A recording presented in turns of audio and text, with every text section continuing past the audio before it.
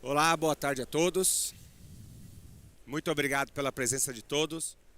Meu nome é Ricardo Moraes, sou médico cardiologista, especialista em unidades coronarianas agudas do INCOR e sou diretor médico aqui na AFIA.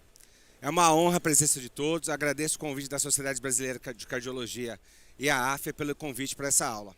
Vou ter a ilustre presença dos meus colegas, Dr. Fernando Figuinha, médico cardiologista pelo INCOR e editor-chefe do Cardiopapers, conhecido de todos. Terei a presença do professor Dr. Ronaldo Gismondi, professor da UF de Cardiologia, da Universidade Federal Fluminense, e editor-chefe do Whitebook e PebMed. E a honra de convite do nosso convidado, o professor Cláudio Tinoco Mesquita, professor também da Faculdade da Universidade Federal Fluminense, do Hospital, chefe do setor de medicina nuclear do Hospital Procardíaco e Américas. Hoje teremos um tema muito importante de discussão sobre a revolução digital.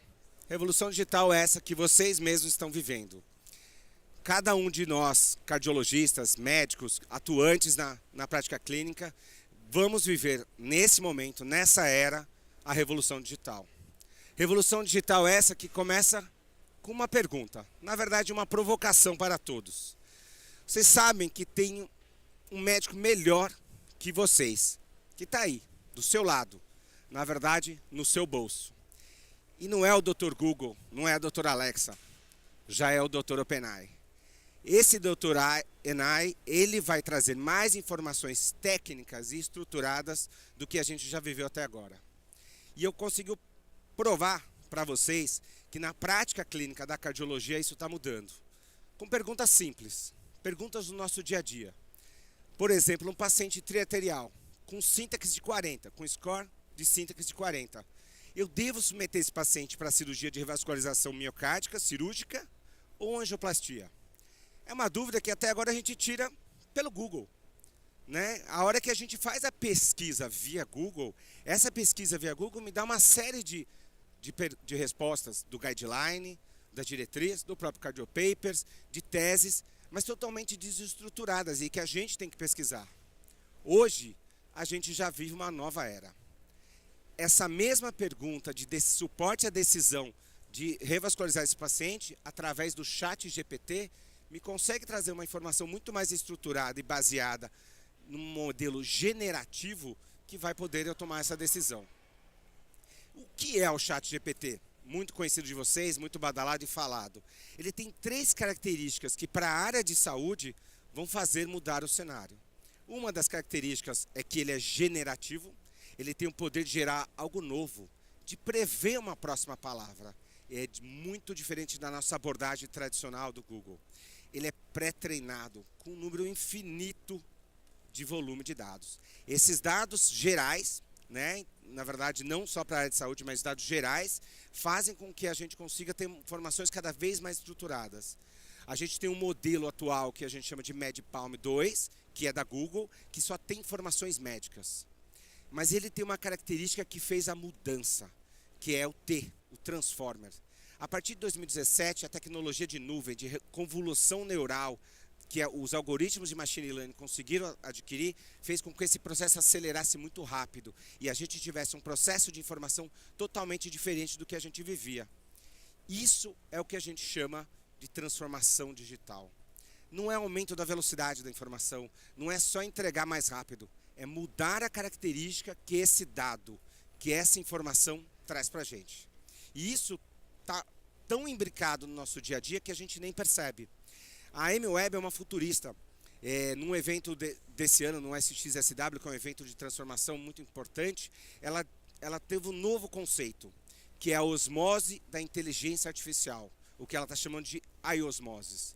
Essa iosmose faz com que a internet que a gente se relaciona hoje com o Google, de tirar a fotinha, de ver a informação, está totalmente mudada, está totalmente diferente a nossa relação.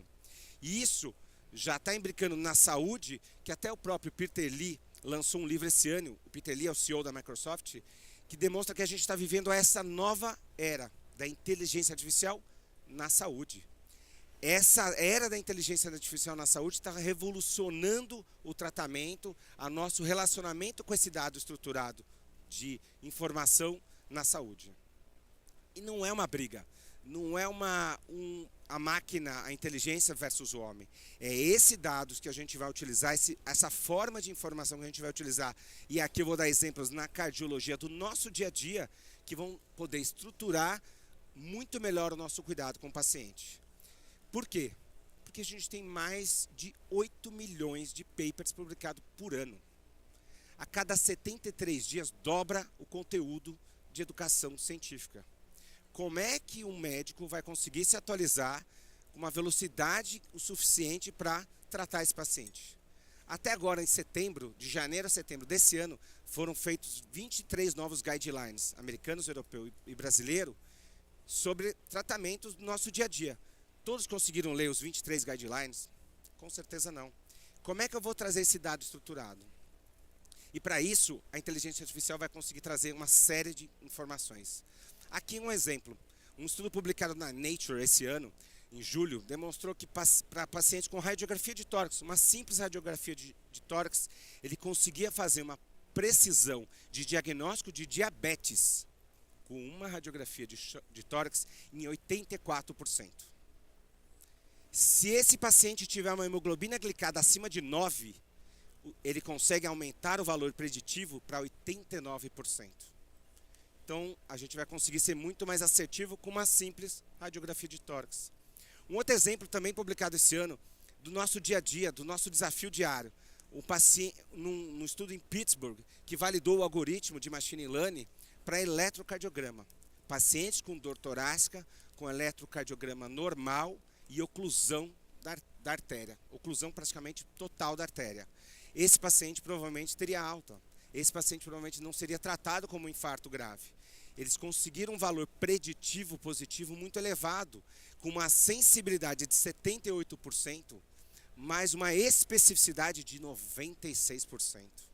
Então eu consigo utilizar um algoritmo de machine learning para identificar esses pacientes com dor torácica sem alteração eletrocardiográfica de supradesnivelamento do segmento ST, que provavelmente esse paciente poderia ter saído, não ter sido atendido igual um paciente com infarto com supra. Somado a isso, ecocardiograma, tudo do dia a dia do cardiologista. Um estudo de ecocardiograma que também treinou os algoritmos de Deep Learning. A gente sabe que a gente desenvolve uma série de informações num ecocardiograma convencional.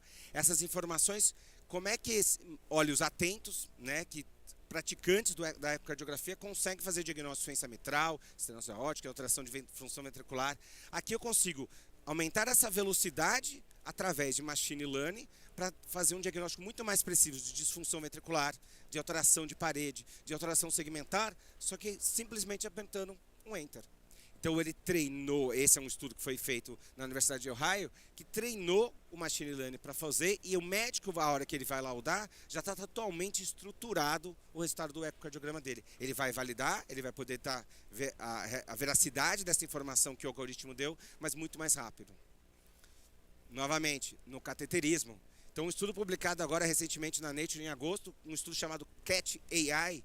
O CAT AI validou mais de 11 mil angiogramas, mais de 11 mil cateterismos, tentando validar, através também de adjudicação de intervencionistas experientes, o diagnóstico de estenose coronariana, a anatomia e a severidade dessa estenose, tendo uma correlação de 89%.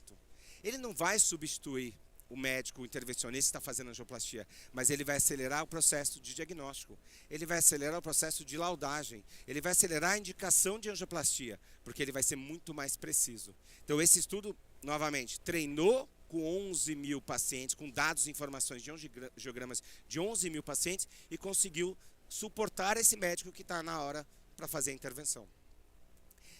Um desafio que a gente tem muitas vezes é de avaliar a placa, né? A placa aterosclerótica. Um estudo publicado também esse ano demonstrou que eu consigo avaliar em volta da placa, o que a gente chama corpo aterosclerótico, análises mais expressivas multifocais, então análise da tomografia, da angiotomografia, do cateterismo, para avaliar placas com maior risco de ruptura, que é o nosso maior desafio. A partir do momento que eu evidencio a doença aterosclerótica, qual que tem mais risco de romper? Qual que é que tem o maior potencial de instabilidade, de risco de ruptura e evento agudo?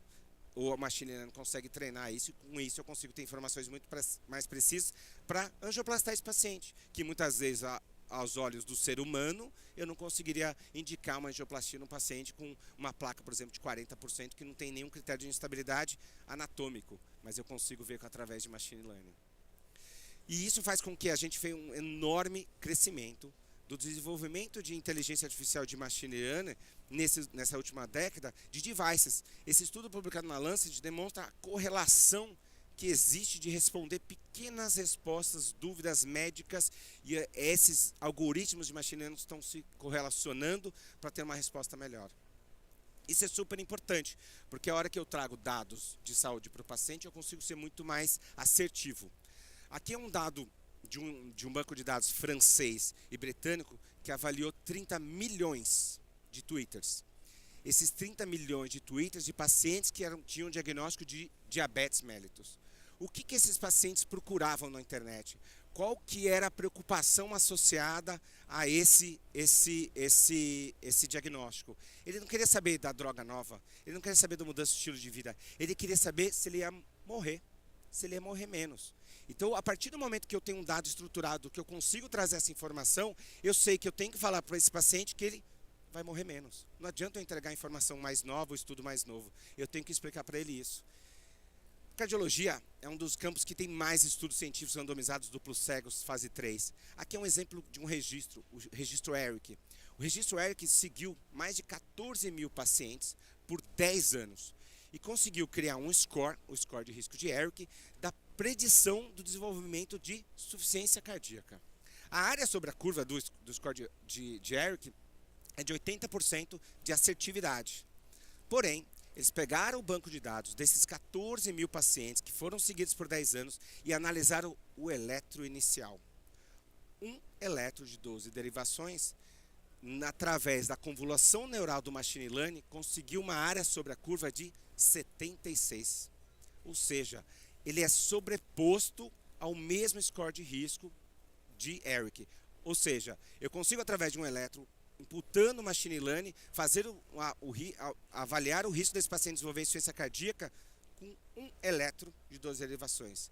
Custo mais baixo, segmento mais baixo, muito mais predição. Vou tratar mais precocemente esse paciente e não vou precisar acompanhar ele por 10 anos. Aqui é um estudo clássico, o estudo Canvas, da canaglifosina, um inibidor de SGLT2 que agora não tem nem mais no mercado brasileiro, mas que não conseguiu se provar tanto como a classe terapêutica. As evidências de diminuição de desfecho duro, de infarto, morte, AVC, de MACE, não foram tão boas comparadas aos estudos da empaglifosina, da dapaglifosina e agora da sotaglifosina. Por quê? Porque os pacientes não eram os mais beneficiados. Eles fizeram um fenomapeamento através de machine learning e identificaram que os pacientes poderiam ter a mesma performance de redução de risco cardiovascular quando escolhesse o paciente certo. E esse é o desafio que a gente tem. Quando a gente coloca num pool de tratamento similar, esse paciente muitas vezes não se beneficia tanto como um paciente que teria maior redução de risco cardiovascular a partir do momento que eu estou dando a droga certa para o paciente certo. Com isso, a gente vê um iceberg gigante, e esse estudo publicado na Nature esse ano também, demonstra essa próxima geração do que a gente está chamando de medicina baseada em evidências. Medicina baseada em evidências que todo mundo trabalha, na cardiologia a gente tem isso, baseia nossos guidelines, nas nossas diretrizes, mas tem um universo para baixo, aqui embaixo d'água, que consegue trazer a quantidade de informações que a gente não avalia e que é cega para a gente, através de inteligência artificial, para tomar melhores decisões. Dados, informações de prontuário eletrônico, de gravação, de nutrição, de prontuários hospitalares, de dados de saúde dos próprios pacientes. Mas isso é o dado mais importante. A gente está treinando a máquina, a gente está treinando os algoritmos. Eu estou sendo repetitivo nessa informação. Isso é machine learning. O que a gente já está vendo de mudança? A mudança é como estruturar essas informações separadas. Quem faz isso? O ser humano. Então, a partir do momento que o paciente passa com você, na verdade, você tem informação de prontuário, você tem informação do exame clínico, você tem informação da anamnese, você tem informação de exames complementares, e você quebra esse quebra-cabeça, faz esse quebra-cabeça para ter o resultado, o diagnóstico, o melhor tratamento. Essa inteligência de dados que é a evolução da inteligência artificial está fazendo, o que a gente chama de multimodal. Esse multimodal, porque a gente gera informações desde o nascimento, informações de saúde, dados de saúde, até a morte. Essa geração constante de informações de dados de saúde, de vacinação, de doenças, de sobrevida, faz com que eu tenha um data lake gigante de informações que eu consiga estruturar muito melhor para tratar melhor aquele paciente. E na cardiologia, obviamente, isso faz mais presente. A gente tem uma tecnologia que a gente chama de gemelharidade digital. Hoje, um exemplo prático, hoje a gente trata hipertensão arterial, por exemplo. Eu dou a droga A, não funciona, eu dou a droga A mais B, eu dou a droga A mais B mais C, eu dou a droga D porque não funcionou A, e o paciente está sendo exposto a níveis pressóricos mais elevados. A técnica de gemelharidade digital, eu pego todas as informações daquele paciente e crio um gêmeo digital e testo. Testo para quê? Para droga. Eu trouxe para a droga A, para a droga B, droga A mais B mais C, e provavelmente eu vou descobrir que para aquele paciente, para ter melhores resultados de sobrevida, melhores resultados de controle pressórico, por exemplo, é a droga F. E com isso eu vou tratar o paciente com a droga F. Eu não vou passar por todas as etapas. Essa qualidade da gemelharidade digital é a partir de dados de saúde que a gente consegue criar esses modelos. Cada vez mais dados, cada vez mais dados gerados, cada vez mais informações que estão no nosso smartwatch. Essa geração constante de dados que os pacientes que estão fazendo, que tem na farmácia, que tem no prontuário eletrônico do hospital, que tem no prontuário do seu consultório, faz com que eu gere uma quantidade de dados tão importantes que eu vou criar insights, eu vou criar políticas de tratamento desses pacientes. E essa informação tem que ter uma segurança.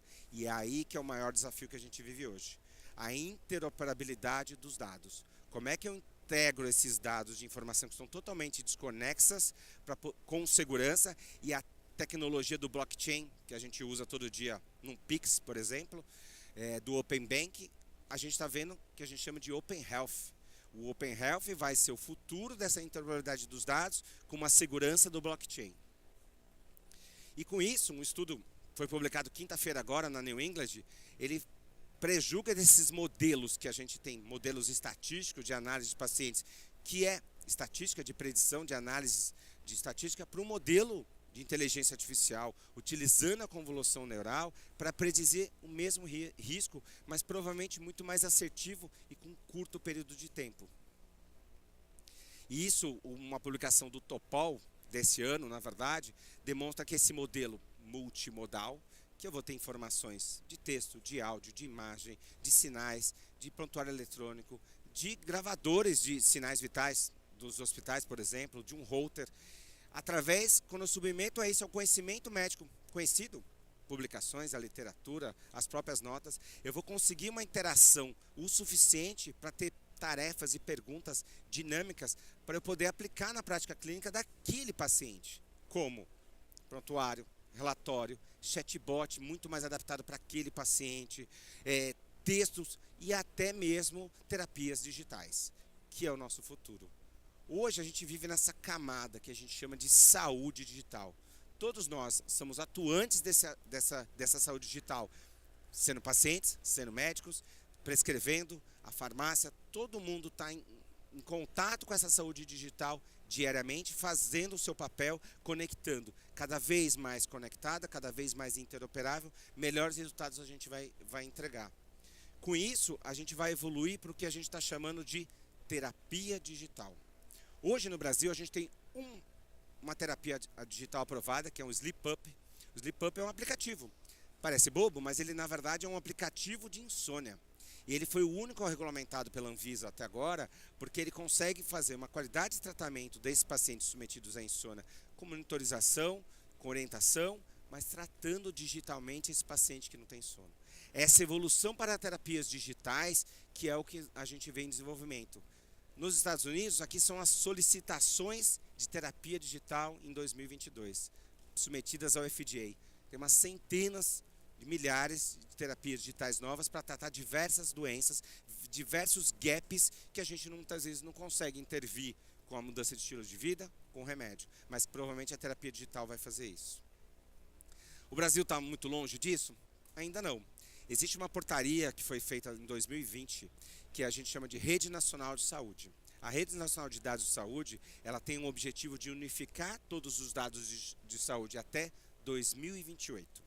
Dados da farmácia, dados do hospital público, do hospital privado, do consultório, do ambulatório, do paciente, do médico. A integralidade desses dados vai fazer com que a gente tenha uma unificação da informação muito mais precisa. É um desafio até 2028. Esse desafio que a gente tem nos Estados Unidos é até 2035, então a gente está sendo bem audacioso achar que vai entregar até 2028, mas é uma política pública e ela tem esse objetivo de integrar os dados. Estamos engateando, estamos melhorando cada vez mais em estados mais isolados, alguns mais unificados, para tentar chegar nesse resultado final. Tá bom, falei muita informação, falei de muito dado de saúde, como a inteligência artificial vai atingir os médicos, como cada vez mais eu vou poder utilizar esses dados estruturados para a minha prática clínica, mas não pode ser uma prisão. Não pode pegar o médico e submeter a ele a inteligência artificial conflitar com o atendimento dele. Não é isso que vai acontecer. Não vai burnoutar o médico do jeito que a gente já vive hoje, né, com excesso de informação. O que esse médico pode ganhar com a inteligência artificial? Ele pode ganhar tempo. Ele pode ganhar tempo no momento que ele vai poder interagir melhor com esse paciente. Esse é um estudo recente publicado no JAMA, que deu muita polêmica, que foi a utilização de um chatbot. Esse chatbot que conversava com os pacientes, tinha um chatbot suportado pelo médico e um chatbot suportado pelo ChatGPT. Nesse estudo demonstrou que as respostas do ChatGPT foram 10 vezes melhores analisadas pelos pacientes do que com os médicos. Foram 4 vezes mais empáticas. Aqui é um exemplo típico desse estudo, que está no sumário. Aqui é um relato, na verdade, bem simples da pessoa que caiu água sanitária no olho. A resposta do médico é que parece que está tudo bem, você deve procurar e ligar para o controle de envenenamento. A resposta do ChatGPT foi que empática. Você desculpe, pode ter acontecido, é importante que você tenha cuidado. Então fez com que as respostas do ChatGPT tivessem 96% mais afinidade. Isso quer dizer que então, a inteligência artificial está substituindo o médico? Está sendo mais empática? Está tendo mais atenção? Não, ela está tendo mais tempo. E é isso que a gente tem que evoluir. A gente tem que utilizar a inteligência artificial para a gente focar no que é mais importante. O que é mais importante? A relação médico-paciente, a relação humana. Então eu não vou perder tempo falando, escrevendo, perdendo tempo fazendo dados duros, e eu vou poder olhar para o paciente, conversar com ele. Esse é o modelo de empatia que a gente já vive na medicina e que a gente está perdendo ela quando a gente está computando informação, quando eu estou perdendo tempo registrando, procurando um prontuário eletrônico do paciente, buscando um dado do laboratório, baixando um PDF e não olhando para ele. A inteligência artificial vai fazer isso para mim e eu vou poder fazer o que é mais importante para esse paciente. Um estudo publicado no New England, também esse ano, demonstra esse futuro. E aqui é um case da Mayo Clinic. A Mayo Clinic já não tem mais mesa. O paciente conversa com o médico no modelo da Nabla Copilot, que é um aplicativo, né, de inteligência artificial, que na verdade grava todo o conteúdo médico, só que de forma estruturada. Então o paciente fala, o médico fala, e a gente vai gravando, ele vai substituindo todas as alergias, toda a história prévia do paciente, toda a história patológica atual, automaticamente. E eu não fico na frente do computador, eu não preciso ficar escrevendo. E isso é o futuro que a gente vê para a inteligência artificial. Num livro que foi publicado esse ano, por um cardiologista, publicado há 2 meses atrás, um cardiologista da Harvard super famoso, ele aprendeu com o Covid que ele vai utilizar essas ferramentas de inteligência artificial para manter os cuidados reais. Esse é o futuro que a gente almeja. Essa frase poderia ser feita por um médico, né, como todos nós, cansados do plantão, vendo pacientes, mas é só feita por um vocalista de uma banda de rock. Muito obrigado.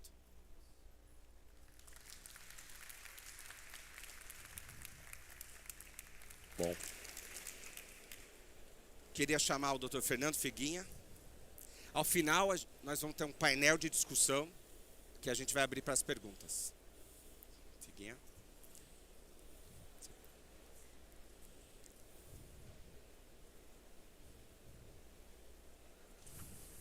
Essa mesmo. O pessoal tá me ouvindo? Ok. Então, dando continuidade à palestra do Dr. Ricardo, a gente vai falar um pouquinho agora de realidade virtual na cardiologia, redefinindo limites. Eu vou fazer uma abordagem um pouquinho diferente, vou pegar um caso clínico e eu vou tentar trazer nesse caso clínico cenário do diagnóstico, depois do prognóstico, do tratamento, como que a inteligência artificial poderia nos ajudar. Vamos começar com o seu João. Então, o seu João tem 65 anos, uma queixa de cansaço dos esforços habituais há 2 meses. De antecedente, ele é hipertenso e dislipidêmico, usando enalapril 10 uma vez por dia e simvastatina 20 mg uma vez por dia.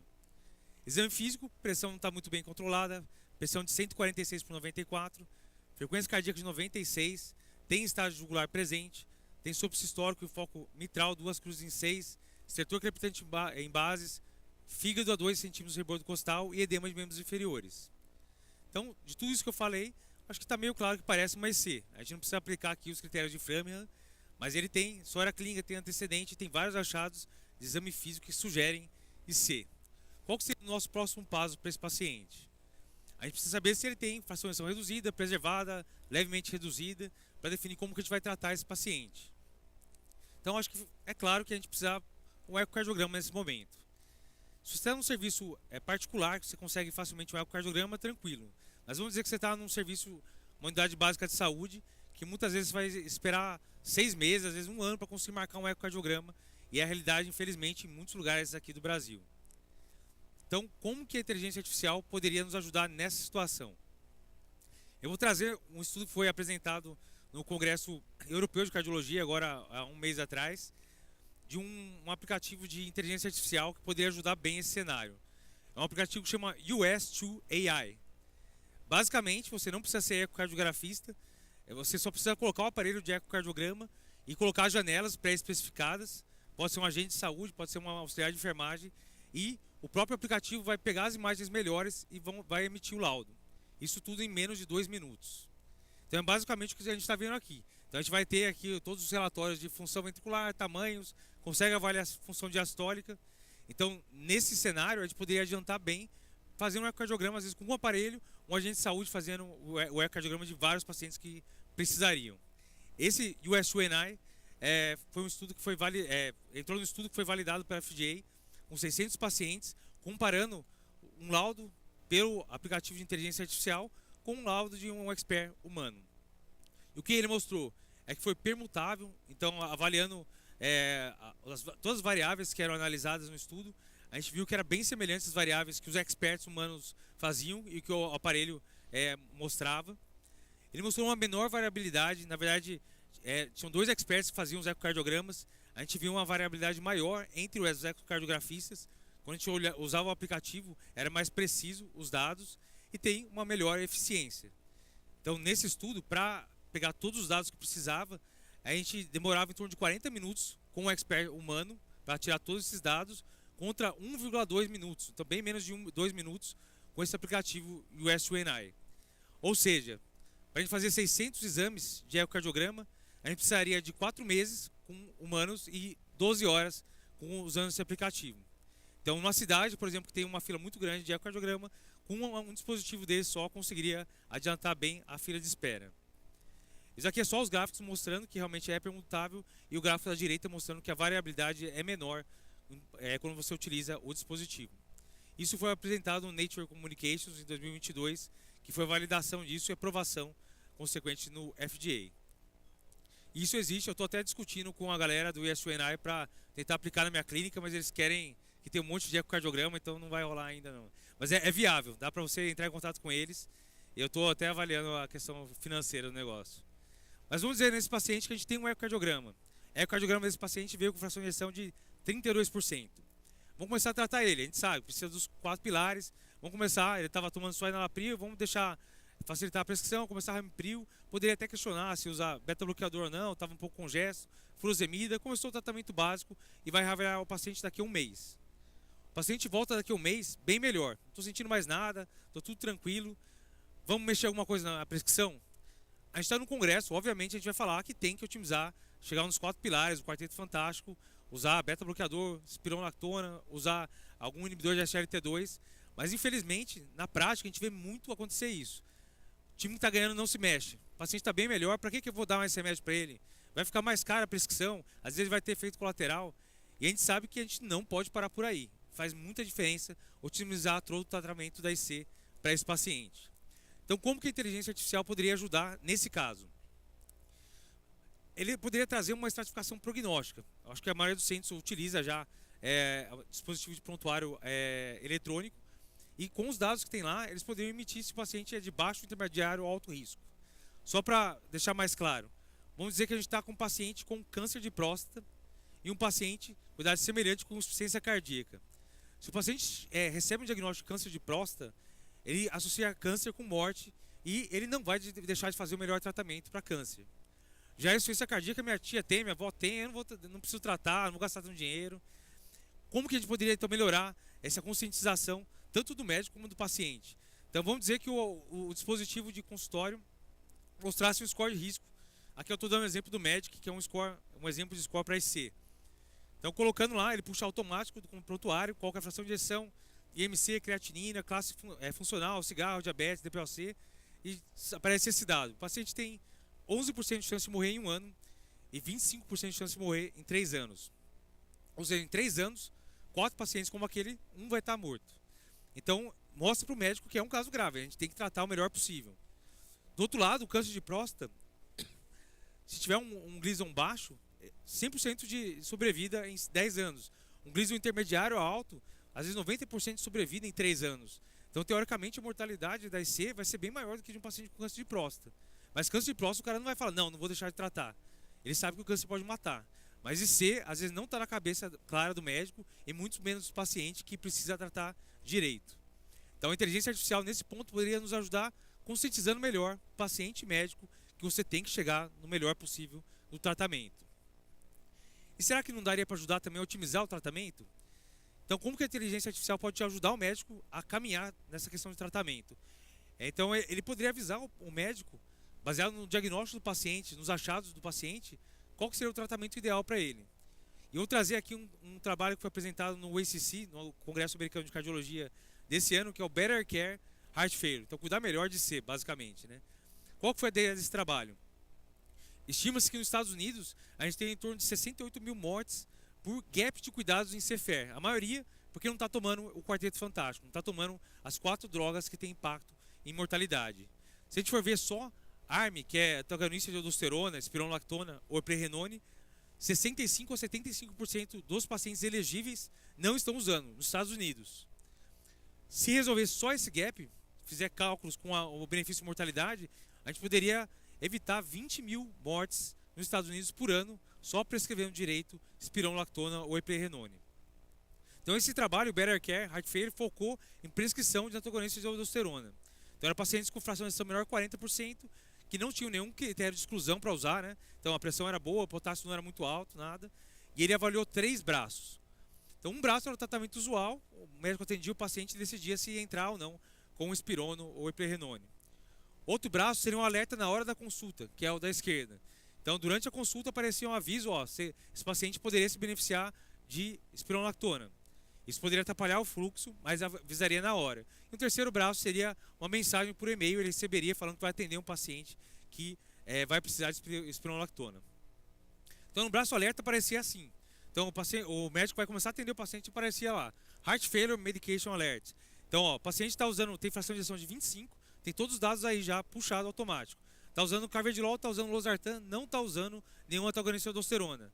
Pressão sistólica de 130, 133, potássio 4,7, ritmo de filtração glomerular está normal. Então ele já mostra que o paciente teria indicação e não tem nenhuma contraindicação.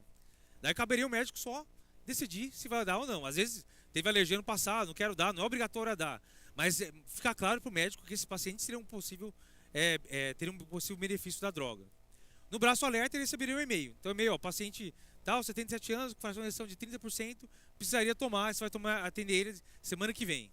Então é assíncrono, não é na hora da consulta.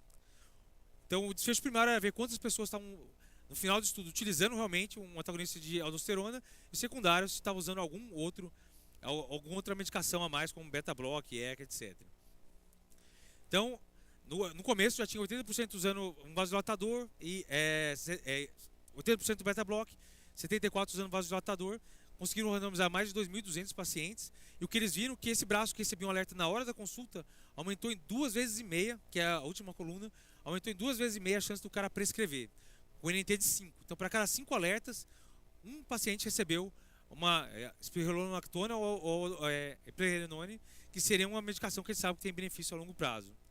No braço de mensagem aumentou em 50%, ajudou, mas não foi tanto quanto no braço que recebeu o alerta.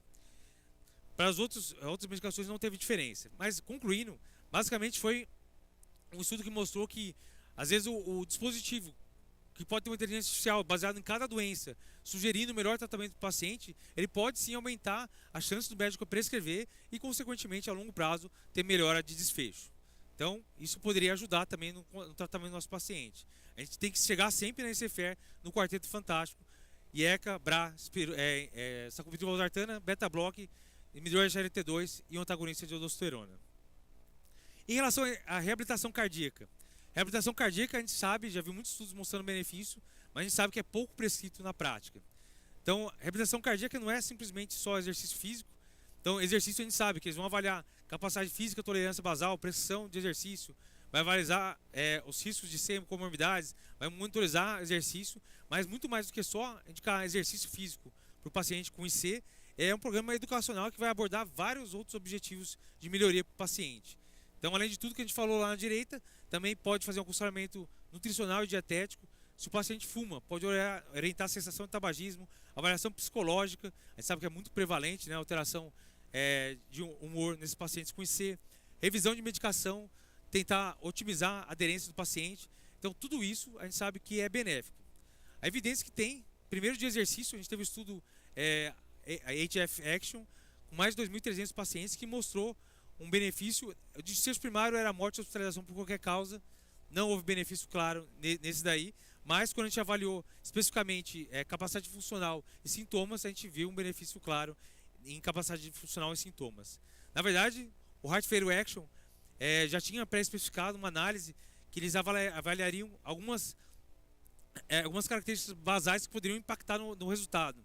Então, como duração do teste de exercício no teste cardiopulmonar, fração de ejeção, score de depressão de Beck, história de FA, e ajustando para essas variáveis que estão pré-especificadas, eles conseguiram uma redução de 11% no desfecho primário. Então, melhora de qualidade de vida e capacidade funcional é claro, e parece também ter benefício em talvez em hospitalização e no desfecho composto. Evidência mais recente, agora uma revisão da Cochrane de 2019, mostrou a mesma coisa, revisão de 44 estudos, agora com quase 6.000 pacientes, segmento médio de 6 meses. Aparentemente, reabilitação cardíaca não teria um impacto claro em mortalidade, mas tem alguma evidência para sugerir um impacto em redução de hospitalização por qualquer causa ou IC. E a parte de capacidade funcional e qualidade de vida claro, o benefício da reabilitação. Diretriz nossa de 2018 já mostra como indicação classe 1, reabilitação cardíaca para todos os pacientes com IC. A atualização de 2021 não mudou em relação a essa. E a diretriz norte-americana também, indicação classe 1, fazer atividade física e 2A, todo o programa completo de reabilitação. O problema, a gente sabe que é importante, mas em muitos centros, eu moro em Sorocaba, que é quase 100 km de São Paulo, é perto de São Paulo, e lá a gente tem uma dificuldade muito grande de ter um serviço de reabilitação cardíaca. Então nem sempre está disponível, ainda mais quando a gente foge dos grandes centros. Nesse ponto, como a inteligência artificial poderia ajudar? Então ela poderia ajudar de diversas formas. Primeiro, ajudando a avaliar o paciente, sugerindo para o médico que ele se beneficiaria de reabilitação cardíaca. Ele poderia ajudar a personalizar os planos de reabilitação. Muitas vezes são planos que são padrões para todos e a gente sabe que os pacientes são muito diferentes. Então ele poderia analisar dados de exercício, dados vitais, indicadores de saúde e orientar melhor a reabilitação para esse paciente.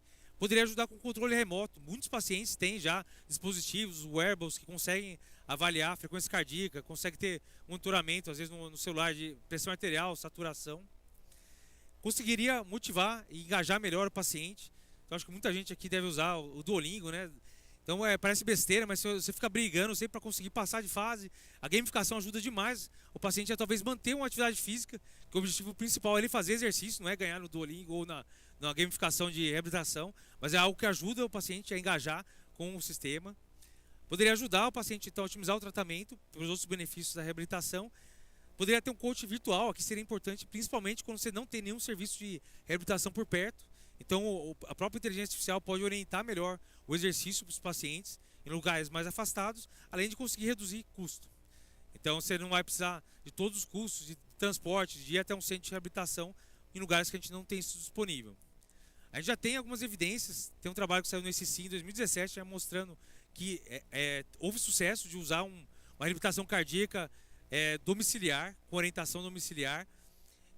Foi um estudo que tinha uma avaliação inicial, que podia ser por fone ou por e-mail, aula educativa de 2 horas, depois planos de cuidado de acompanhamento, com mais de 3.500 pacientes. E eles viram que depois de 6 meses desse acompanhamento, dessa reabilitação cardíaca domiciliar, quase 100% já não estava mais fumando, quase metade já estava fazendo atividade física, pelo menos 150 minutos por semana, já estavam comendo com bem menos gordura, aumentou muito a adesão ao tratamento, muita gente com uma pressão arterial na meta, então ajuda muito. E para um paciente com IC polimedicado, isso é fundamental. Aqui é só um exemplo, aí, sem conflito de interesse, que eu também vi no Congresso Americano, Congresso Europeu de Cardiologia, que é um dispositivo que tem nos Estados Unidos, que chama Moving Health, que você faria o cadastro para reabilitação, recebe aquela caixinha ali atrás, com a balança, com a parede de pressão. Aqui nesse Moving Health, especificamente, tem ainda avaliação médica para orientar cada passo, mas grande parte das coisas que tem de relação com o paciente é tudo já digitalizado. Então é algo que já existe e está ganhando força recentemente. E eu acho que aqui no Brasil, que a gente tem pouca reabilitação disponível, seria algo interessante para a gente ver crescer nos próximos anos. Para fechar, eu acho muito de encontro com o que o Ricardo falou no final. A dúvida que muita gente vem perguntar é se a inteligência artificial vai realmente substituir o médico. E como ele comentou, tenho a mesma opinião, eu acho que a ideia é o contrário. Eu acho que pode reaproximar a gente do paciente. Ricardo comentou de um estudo do Eric Topol, eu li esse livro aqui dele que chama Deep Medicine, que foi exatamente falando várias experiências dele com a inteligência artificial, que ele fala exatamente isso. Na realidade dele, aqui saiu desconfigurado, mas para cada 10 minutos de atendimento, lá no serviço que ele trabalha nos Estados Unidos, 8 minutos são necessários para o médico preencher formulários, preencher pedido de exame, preencher receituário. Então ele teria 2 minutos para olhar para o paciente realmente e conseguir empatizar com o paciente. E se o próprio computador fosse anotando a consulta automaticamente? Ricardo também já apresentou o exemplo da Clínica Mayo. Tem um outro exemplo da Universidade de Stanford com o Google, que está desenvolvendo esse Natural Language Processing, que é basicamente isso. Basicamente, o médico vai conversando, ele vai sintetizando tudo que foi conversado e coloca no prontuário. Depois basta o médico sentar, ver se está tudo certo. E, pelo próprio formato de Machine Learning, a ideia é que depois de 40, 50 consultas que o NLP utiliza com aquele médico, cada vez mais vai ficando preciso o relatório final para a consulta. Então, com isso, ele perderia muito menos tempo na frente da tela e teria muito mais tempo para conversar com o paciente. Então, meu recado final é exatamente esse. Eu acho que a gente tem que ser parceiro da inteligência artificial, a gente não precisa brigar com ela. Eu acho que ela pode nos ajudar muito e eu acho que o recado principal é esse. Ela vai nos ajudar a fazer o que a gente foi feito para fazer, que é realmente empatizar com o paciente e cuidar bem dele. Beleza? Era isso. Obrigado. Agora é o Ronaldo. Agora eu vou chamar o Ronaldo. Não, o Cláudio. Então vamos lá, Cláudio, de novo.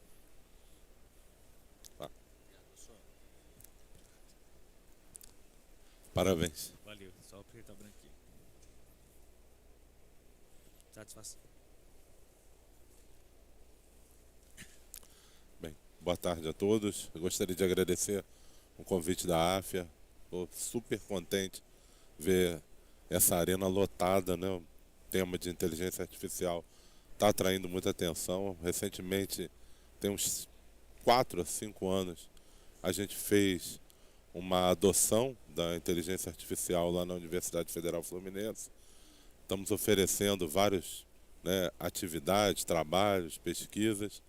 E o que eu posso falar para vocês é que o médico hoje, não o médico do futuro não, o médico hoje que não se interessa pela inteligência artificial e não está se atualizando nesse tema, ele já está tratando pior seus pacientes em relação ao médico que tem interesse no assunto e que está atualizado. A gente vai mostrar um pouco disso para vocês. Então aqui são as minhas atividades, né, na universidade. Além de atuar na área de medicina nuclear, também coordeno ali o Health Science Education Lab, que é um laboratório de inovação. A gente trabalha com impressão 3D, realidade virtual e outras ações relacionadas à inovação. São meus conflitos de interesse. Vamos mostrar um caso bem prático, né, com imagem cardiovascular, e como que a gente tem um exame antes da inteligência artificial e depois da inteligência artificial. Então, é um paciente masculino de 83 anos, tem um desconforto precordial aos esforços, e ele fez uma prova de esforço que teve um desconforto torácico com eletro normal, e a gente fez essa cintilografia. A imagem superior, não sei como é que aponta aqui, é a imagem de estresse. Então, a parede inferior do ventrículo esquerdo tem uma hipocaptação na imagem de estresse, e na imagem de repouso a gente vê uma normalização, mas ela não é completa. Essa melhora da perfusão é parcial. Esse exame foi feito num equipamento que permite que a gente quantifique, e esses são mapas polares, né? A medicina nuclear já tem essa capacidade de usar bancos de dados já há mais de 30 anos, né? E o que a gente observa aqui é que na imagem do estresse comparado com a população normal, tem um defeito de perfusão grande, e no repouso o defeito é menor, mas não normaliza, continua com uma área aqui de hipoperfusão. Então, o aparelho diz para a gente assim: esse paciente tem 23% de isquemia, mas tem 11% de fibrose, um defeito que não normaliza. Mas o paciente não tem nenhuma história de infarto. Então, a gente até agora interpretaria esse paciente: o paciente teve um infarto assintomático, ele não sabia que teve infarto. Mas como a gente tem agora nos equipamentos e da área de imagem, hoje já é uma realidade muito grande, a possibilidade de inteligência artificial, a gente usou um software, e é bem interessante, Ronaldo. A gente aperta um botão e aí o software faz tudo sozinho, você não faz nada, você não tem interação nenhuma. É um botão que você aperta. Esse software ele é aprovado pelo FDA e também aprovado aqui pela Vigilância Sanitária. E essas são as imagens depois da inteligência artificial ter atuado nele. Então o defeito de perfusão no estresse continuou, mas olha o que aconteceu com o repouso. Praticamente a imagem completamente normal. Então houve uma importante melhora, e quando é de novo comparado com uma base de dados de pessoas normais, a gente vê que é só isquemia, são 18% de miocárdio isquêmico sem fibrose. Então um exame mudou completamente a interpretação. Se você tinha dúvida, tem uma área de infarto grande, não vamos fazer o cateterismo, o paciente só tem isquemia, e esse paciente foi encaminhado para a coronariografia e angioplastia dessa lesão da coronária direita. Comparando aqui as imagens, essas imagens sem o Deep Learning e as imagens com o Deep Learning. Então, o que isso significa, né? Como que a gente usa? Será que isso chegou, é futuro? Não, já está presente, a gente já está usando e estamos impactando. Esse é um documento da Sociedade Europeia de Medicina Nuclear e a Sociedade Europeia de Cardiologia, na sua área de imagem, já do uso da inteligência artificial nos métodos, né? Tomografia, SPECT, PET, mostrando aqui as várias fases que a inteligência artificial já atua. Hoje a inteligência artificial, como o Figuinha falou, ele pode ajudar, né, a inteligência artificial a indicar um exame, ouvindo ali os dados, você colocando os dados, qual o paciente que deve ser melhor avaliado, melhor indicado. Depois, todas essas informações colocadas dentro do software, eles podem ajudar a gente na tomada de decisão do tipo de exame. É um PET, é um SPECT, é uma ressonância. Aqui, o equipamento que a gente utilizou, uma gama câmara com CZT, um aparelho bem moderno, né? na avaliação das imagens, na quantificação das imagens, que foi o que eu mostrei para vocês, e no final, o que a gente vai fazer com esse resultado, como que a gente deve melhor conduzir, até o laudo a gente já tem como escrever baseado com a inteligência artificial. Esse é um trabalho que a gente publicou agora, no começo do ano, feito lá na Universidade Federal Fluminense e em parceria, né, com a Michigan Tech e um grupo da Agência Internacional de Energia Atômica sobre o uso da inteligência artificial na indicação do ressincronizador cardíaco, que é um equipamento que não é barato, né, que é um equipamento que é escasso, principalmente no SUS, e que tem 30% dos pacientes que não respondem. Você indica um tratamento que é invasivo, coloca, ressincroniza o paciente não tem nenhuma melhora. Então a gente usou um modelo de machine learning, né, e depois do machine learning a gente avaliou o que aconteceu com os pacientes e comparou a indicação baseada no guideline da Sociedade de Cardiologia Norte-Americana para indicar e a indicação baseada no machine learning. Então, comparado aos critérios para o guideline, o machine learning teve a melhora na resposta, inclusive indicando mais super respondedores, né? Então, a gente ficou muito feliz com essa publicação e mostra a capacidade que a gente tem hoje de fazer esses algoritmos. A gente não precisa comprar softwares, né? As universidades brasileiras, a gente consegue desenvolver softwares para necessidades reais da gente aqui. Esse é um livro que a gente teve a possibilidade de editar, que tem um capítulo sobre Deep Learning e inteligência artificial na cardiologia nuclear, né, por colegas lá da Universidade Federal Fluminense, e mostram aqui a capacidade, né, do médico e do próprio computador hoje já avaliar o laudo do exame. Então, uma das coisas, né, que foi falado aqui pelo Figuinha, vai substituir o médico? A gente acredita que não. Mas a gente acredita que algumas funções que o médico faz, a inteligência artificial vai fazer melhor, mais rápido. E ele vai se dedicar a outras, como que ele falou, né, a capacidade de extrair informações do paciente, de examinar, de empatizar, de convencer o paciente a fazer o tratamento adequado, enquanto olhar imagens, ver padrões, comparar com um banco de dados, isso é muito mais fácil e muito melhor feito por máquinas.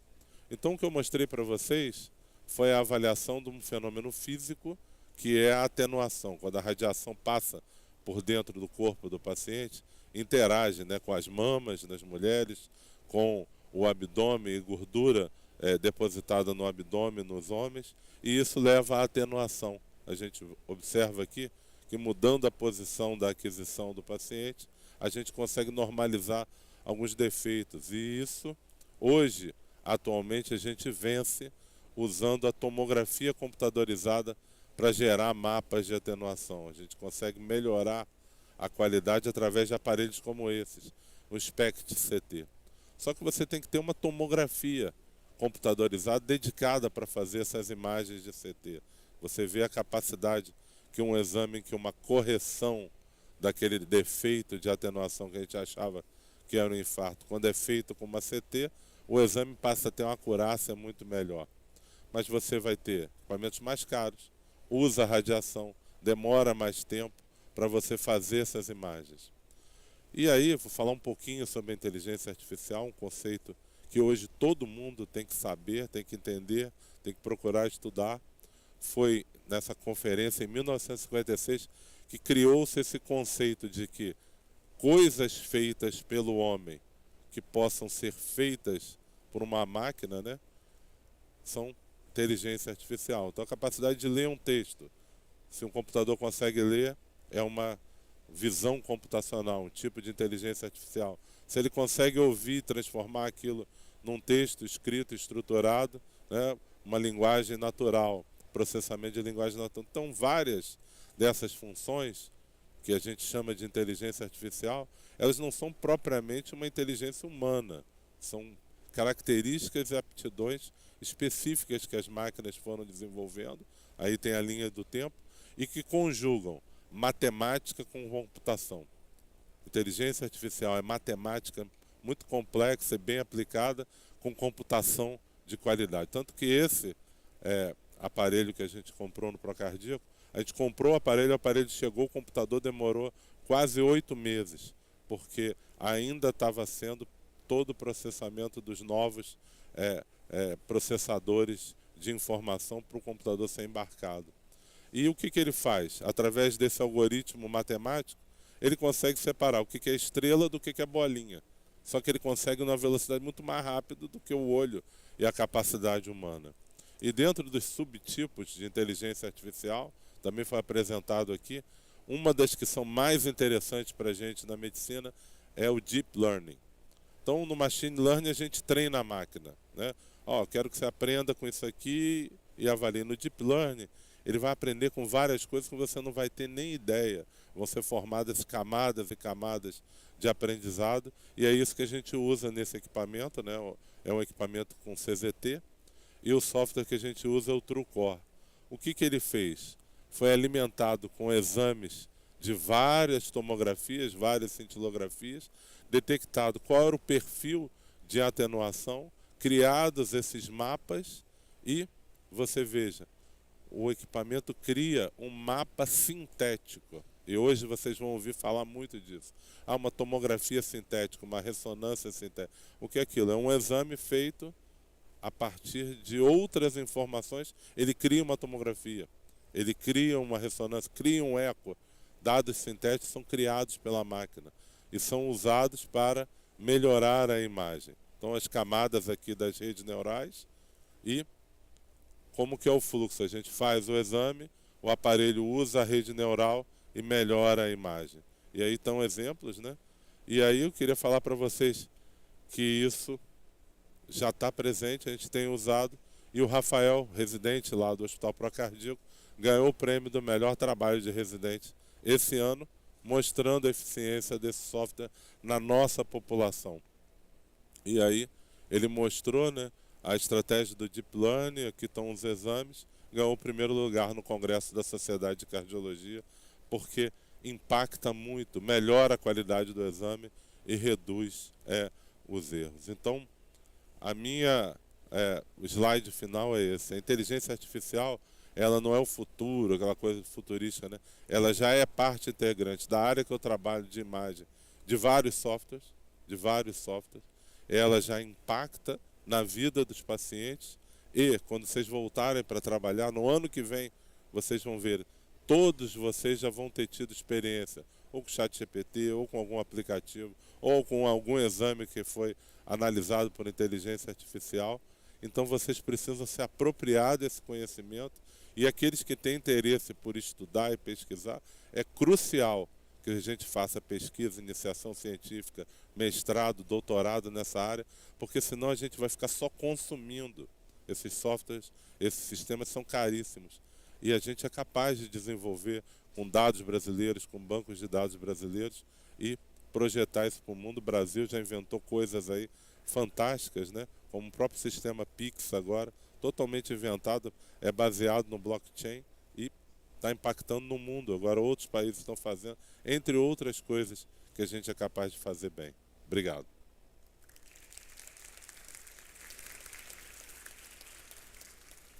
Obrigado, professor. Bom, olá a todos. Eu sou o Ronaldo, eu sou o editor-chefe do Whitebook, que é um dos aplicativos que estão no ecossistema da AFIA. E a gente agora está aberto, a gente tem exatamente 30 minutos para poder fazer perguntas e respostas. As perguntas podem ser feitas pelo microfone, mas eu incentivo vocês a utilizarem um aplicativo da SBC, onde as perguntas que vocês fizerem vão ser respondidas pelos nossos palestrantes. Enquanto vocês preparam as perguntas, queria convidar a todos também para conhecerem o ecossistema da AFIA Digital Health. A AFIA é uma empresa que tem um braço educacional, 30 faculdades de medicina, pós-graduação, e que tem, na área digital, diversos serviços pro cardiologista. Tem todo o universo Papers, que permite a vocês atualização, conhecimento e preparo para a vida real. Tem o Whitebook, que é um aplicativo com informações rápidas, práticas, atualizadas revistas por pares que você pode utilizar no seu celular por uma consulta rápida. Vocês têm o iClinic, que é um software de gestão e de atendimento em consultório, além de soluções como marcação de agenda para o paciente, recebíveis no consultório. Vocês têm um sistema para aqueles que moram no interior se aproximar da indústria e poder receber as amostras de novas medicações que estão lançadas.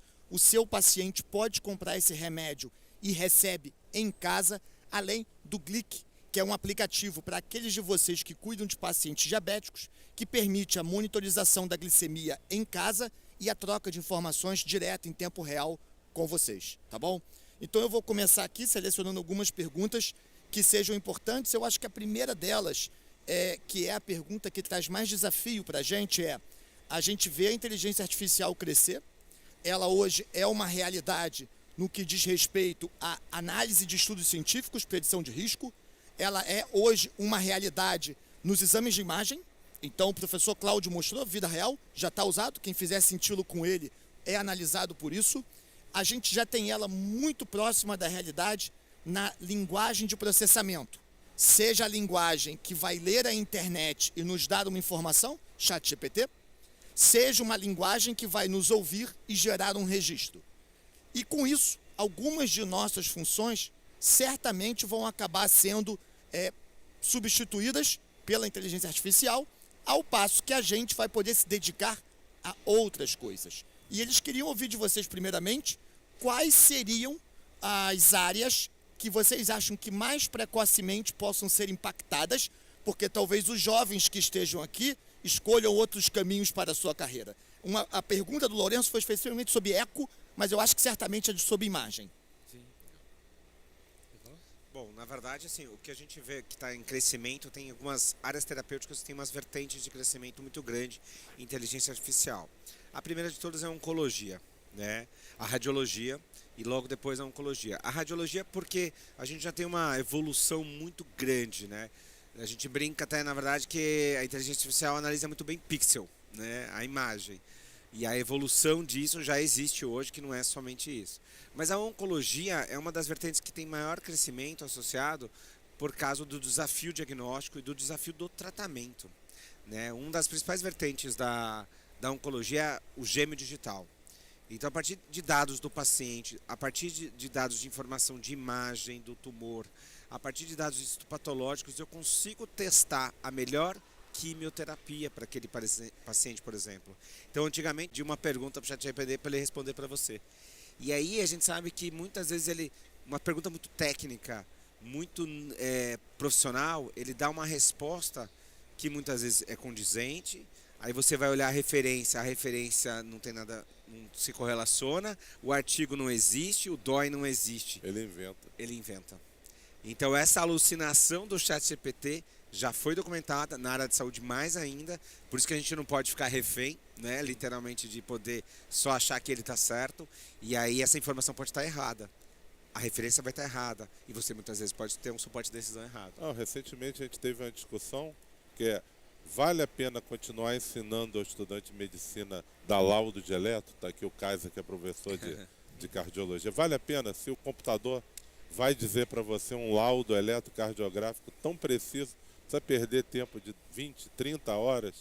E a definição é a seguinte: a gente não precisa mais ficar ensinando aquelas minúcias e vetor e não sei o quê, mas ele tem que ter a base, porque se tiver um cabo trocado, o laudo vai sair e vai mudar completamente. Então precisa entender o que você está mexendo para poder receber aquela informação.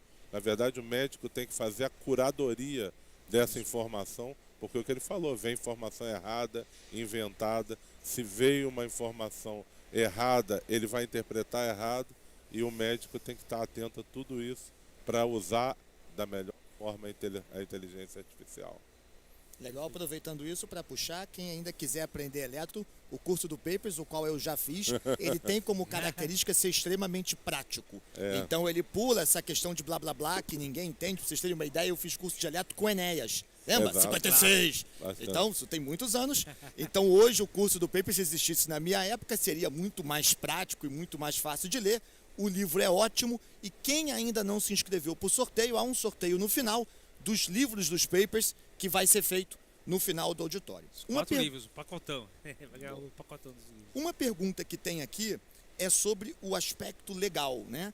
2 aspectos. Como que a gente se posiciona com a LGPD nesse aspecto?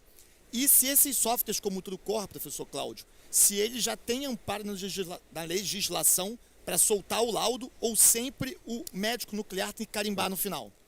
Ótima pergunta. Excelente pergunta.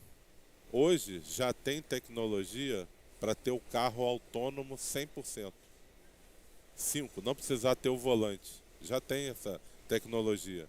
Só que o que vai acontecer? Se matar alguém, a responsabilidade é 100% da empresa, da Tesla, da Ford.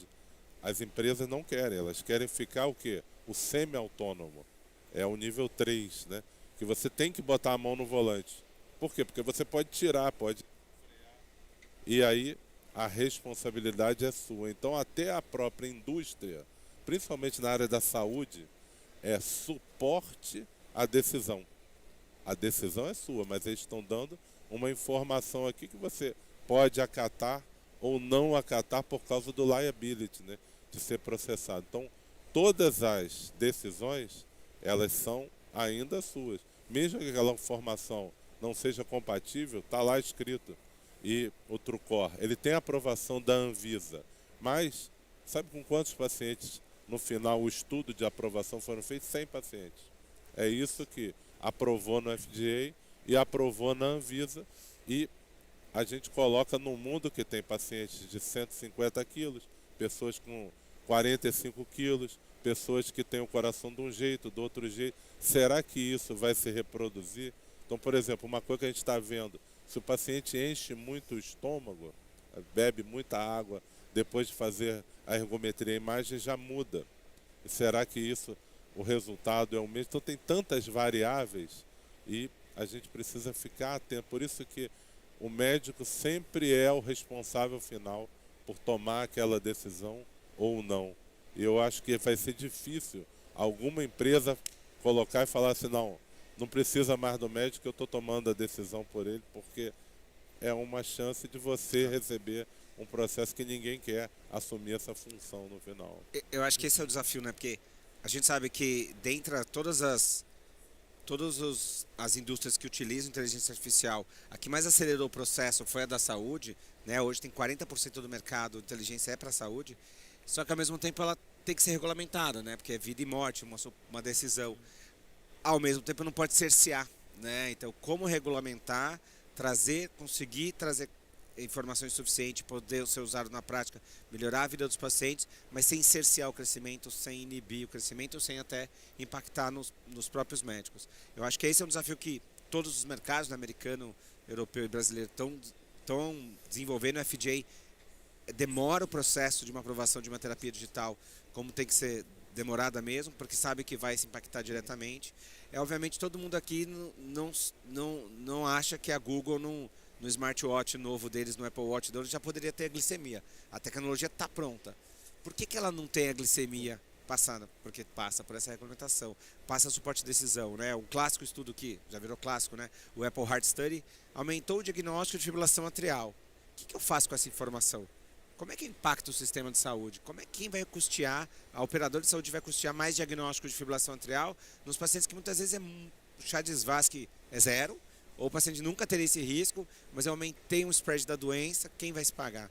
Então aqui também entra muito esse cerceamento dos dados, que é o maior desafio que eles têm. Essa colocação dele é fantástica, né?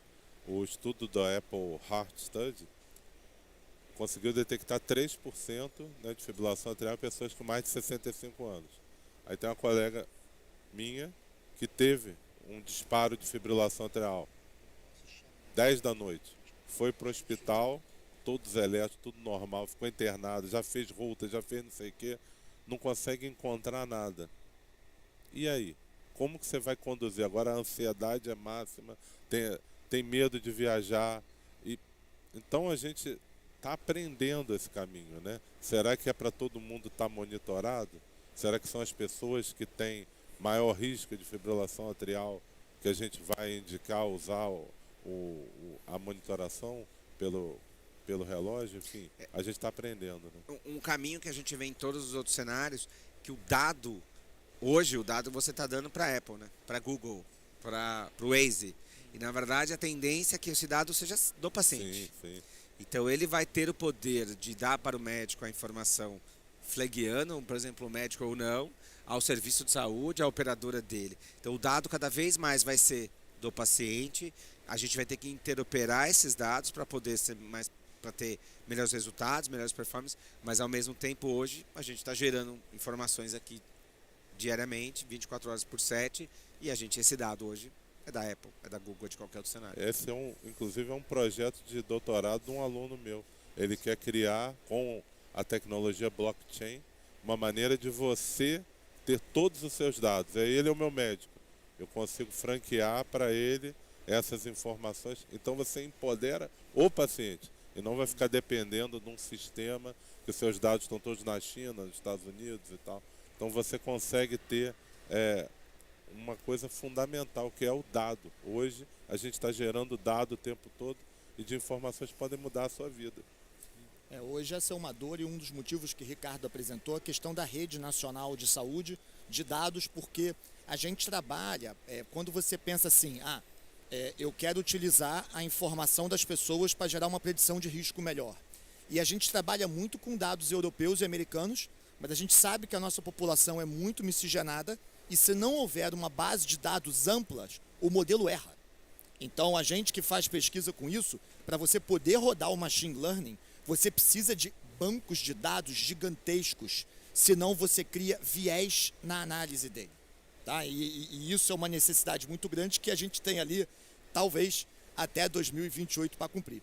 A gente vai abrir um pouquinho para perguntas da plateia, eu vou só pedir para você dizer seu nome e de onde você é. Boa tarde, meu nome é Henrique, sou de Curitiba, cardiologista. E primeiramente eu quero parabenizar todos vocês, e não é algo só para rasgar seda, não. Eu achei uma das melhores palestras do Congresso. É um assunto que pessoalmente me interessa muito. E eu parabenizo vocês por causa que vocês são pessoas que estão realmente fortalecendo a tecnologia brasileira. Então vocês estão trazendo trabalho, vocês estão trazendo emprego, vocês estão fazendo o Brasil enriquecer com tudo que vocês estão fazendo. Mas eu estava observando esses dias e achei muito interessante, o Dr. Cláudio acabou de falar desse software que ele está usando com esse equipamento para fazer cintilografia. Mas se você for ver o software, a gente pode até desenvolver aqui, mas o equipamento de hardware já vem de fora. E algumas coisas que eu vi assim, eu vi o vector cardiograma. Sim. Na Alemanha eles estão fabricando o Cardísio, que é um vector cardiograma que você usa inteligência artificial para fazer o laudo. Então significa o eletrocardiograma 12 derivações, pode ser que nem seja mais nossa realidade daqui a 5 anos. Pode ser que a gente esteja fazendo até uma ergometria, não sei se quem é da Micromed está aqui, mas uma ergometria já tridimensional, com um vector cardiograma. E aqui que chega a pergunta: como que a indústria nacional, como que as universidades aqui do Brasil estão trabalhando com a indústria e entre ela, para não só desenvolver softwares, mas inovar na criação de hardwares que tenham inteligência artificial? E qual que é o futuro, por exemplo, da oftalmoscopia para isso, do vector cardiograma, entre outros que podem surgir? Excelente. A sua pergunta é assim, fantástica. Obrigado pelas palavras, parabéns.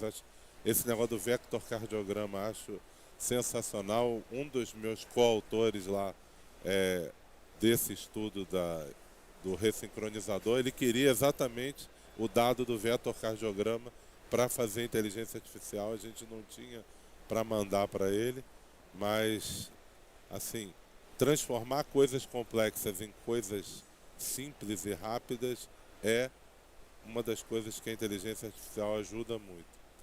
A sua pergunta da inovação, assim, daria para ter outro simpósio, né? Porque onde a gente está conversando com o Ronaldo, da área de venture, a área de startup. O Brasil tem que fazer isso, tem que investir, porque hoje os alunos, né, de medicina, biomedicina, eles têm que ter essa vontade de empreender e mudar o cenário do Brasil. Junta pessoas como o próprio PebMed, né? É uma criação de alunos de medicina, se transformaram médicos, virou uma startup, virou uma empresa, hoje tem o Whitebook. Então, empreender muda o cenário do Brasil. Deixa de o Brasil ser uma fazenda, né? Vender carne, vender trigo, isso é muito importante, mas também vender avião, vender tecnologia, vender conhecimento, vender software, porque isso faz com que o Brasil suba muito. Hoje toda a universidade está se focando nisso. A gente vai inclusive participar semana que vem da Rio Innovation Week, com várias coisas que dentro da universidade os alunos bolaram. Jogo para ensinar super trunfo do coração, realidade virtual, células do sangue. O outro desenvolveu um cérebro que dá para operar impresso no 3D para treinamento. Então hoje, dentro das universidades, a gente está pensando muito nisso. Estamos trabalhando, o professor Ronaldo está incansável, tem um projeto do colega nosso lá, Mais Leitos, né? Ele fala o tempo todo nisso. É obsessivo com isso, quer transformar o cenário. E eu acho que congresso do ano que vem, quem sabe, a AFIA já estimulou algumas startups, aí elas já vão estar trazendo os retornos disso, porque eu acho crucial para a gente mandar o país, transformar o nosso país, não só a gente estudar e reproduzir o conhecimento, a gente produzir o conhecimento e novas empresas para mudar o cenário. Eu concordo plenamente. O que a gente vê, infelizmente, o cenário ainda é um cenário de startup, né? Um cenário de empreendedores individuais que conseguem criar. E a gente está vendo coisas maravilhosas. Agora mesmo, em agosto, finalzinho de agosto, começo de setembro, o SUS aprovou uma tecnologia de diagnóstico de melanoma de uma startup brasileira. Legal. Né? Então está aprovado no SUS. E aí, mas foi o software e o hardware é totalmente nacional. Né? Mas são pessoas, pequenas empresas que estão desenvolvendo. Tem muito investimento até de fora do país que vem com bons olhos.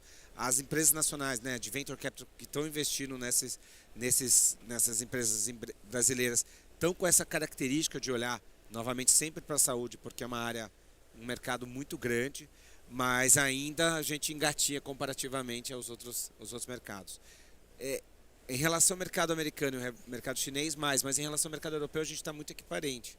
Porque, na verdade, por exemplo, a gente participou de um evento internacional que chama South by Southwest, o SXSW. A Embraer estava com o seu carro voador lá, todo mundo tirando foto. Legal. Mas, ao mesmo tempo, a gente tinha empresas de metaverso brasileiras, né, que estavam lá para serem investidas, demonstrando uma riqueza de detalhes, uma riqueza, até mesmo no próprio óculos, tudo. É óbvio que vai competir com um HoloLens, né, por exemplo, da Microsoft, mas ao mesmo tempo ele consegue abrir um parâmetro para um investimento. Então acho que a tendência que a gente vê de crescimento interno, concordo com você, a gente faz muito bem software, está engateando no hardware, mas tem muitas empresas, ainda empreendedoras, ainda startups, ainda em fases de evolução. Né?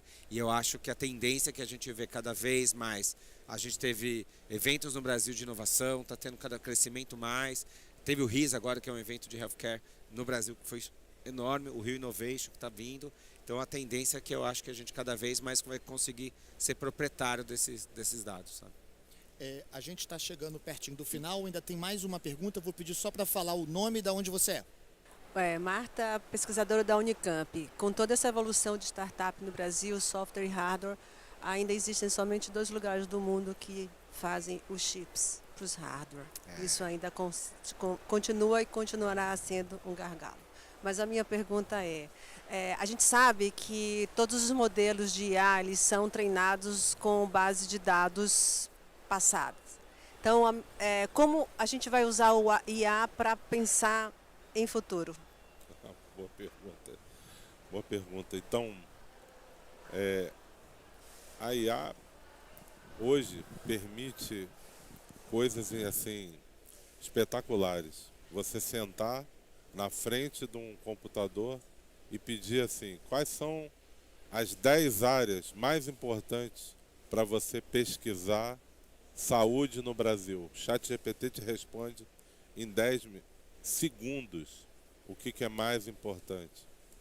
Como que eu devo fazer essas pesquisas? Ele te propõe aquilo. E você pode perguntar para ele, quais são as, por exemplo, a gente trabalha com impressão 3D. Quais são as áreas mais promissoras para impressão 3D no Brasil? E que eu devo me... Ele dá as informações, ó, por exemplo, impressão de biopróteses, de próteses, membros inferiores, membros superiores, para cirurgias. Então a própria inteligência artificial pode te ajudar a pensar o futuro. E a gente fez isso dentro da universidade, veio uma ecocardiografista excelente, ela faz eco fetal, e aí a gente, usando o chat GPT, falamos, ó, numa realidade de tantos casos assim, num hospital, qual o projeto que você acha que poderia ajudar a melhorar o fluxo das cirurgias? Ele propôs um projeto para a gente sentou, meu Deus, caramba. Então a grande capacidade humana hoje não é você usar a inteligência, é saber fazer a pergunta. O prompt certo. Né? O prompt certo. Porque um aluno de medicina que não tem experiência, ele nunca vai conseguir formular a pergunta de um pesquisador que está naquele ramo há 20 anos, que já participou de várias... Então a elaboração da pergunta é a grande chave para você ter as boas respostas. Com as várias inteligências artificiais generativas, o Bard é excelente, sugiro que vocês usem o Bard. O Bing também, que cria, o da Microsoft, cria figuras também, cria apresentações do Microsoft. O meu primeiro slide lá rodando foi todo criado por inteligência artificial. Vou dar uma aula num congresso de cardiologia sobre inovação.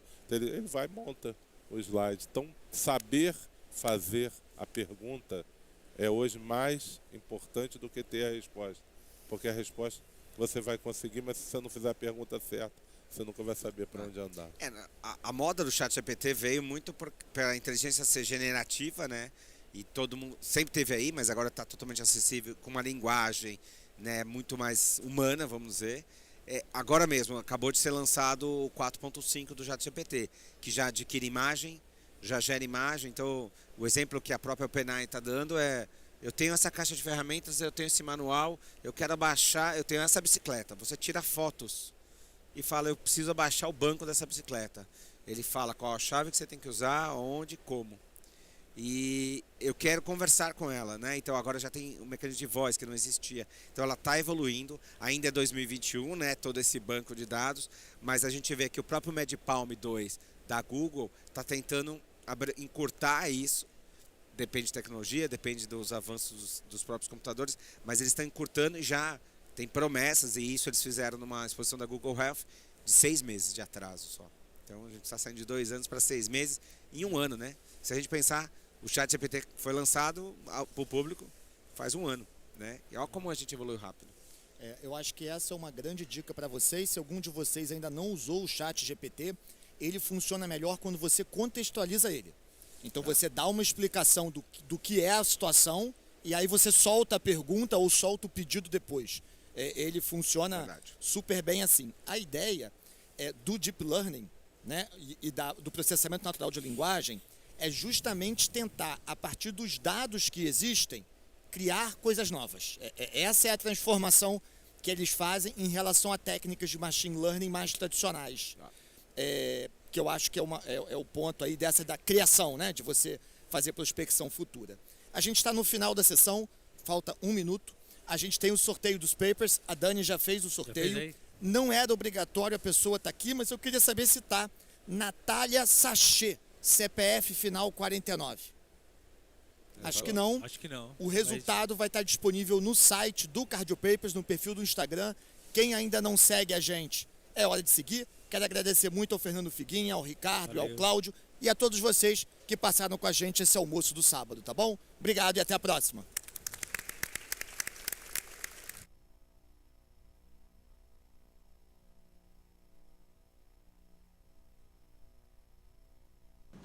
Áfia, viva o melhor da medicina.